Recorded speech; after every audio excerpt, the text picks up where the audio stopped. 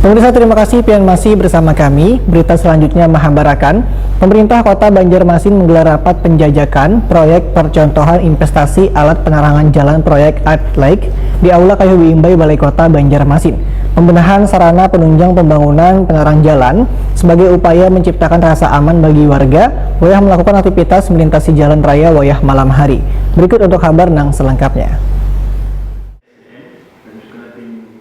Pemerintah Kota Banjarmasin menggelar rapat penjajakan proyek percontohan investasi alat penerangan jalan proyek Adlaik di Aula Kayu Imbai Balai Kota Banjarmasin Jan R.E. Marta Dinata, Banjarmasin Tengah, Baisukan Selasa 7 September 2021. Rapat yang dipimpin langsung oleh Wali Kota Banjarmasin Ibnu Sina, dihadiri PLT Kepala Dinas Perhubungan Banjarmasin Pendi, Wan Direktur Konservasi Energi Muhammad Haris Maafaja, Wan Tim Adlaik Kementerian Energi, Wan Sumber Daya Mineral, serta SKPD di lingkup Pemko Banjarmasin. Wali Kota Banjarmasin Ibnu Sina Waitakuni Prima TV memedahkan, rapat ini membahas pembenahan sarana penunjang pembangunan jalan bagi penerangan jalan umum sebagai upaya menciptakan rasa aman bagi warga wayah melakukan aktivitas melintasi jalan raya wayah malam hari.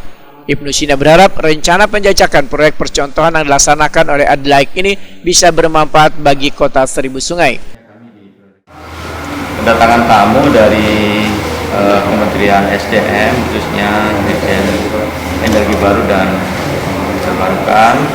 Kemudian ada program Adlaik juga untuk penghematan energi listrik dan juga membantu pemerintah kota dalam manage dan mengelola PGU dan lampu-lampu yang ada di Banjarmasin, karena totalnya kan ada 16.000 lebih titik lampu yang sebetulnya sudah LED semua, tapi perlu ada penanganan lebih lanjut. Ibnu Sina menambahkan, kehadiran alat penerangan jalan proyek Adlaik ini bertujuan untuk menghemat energi wan efisien dalam pemakaiannya.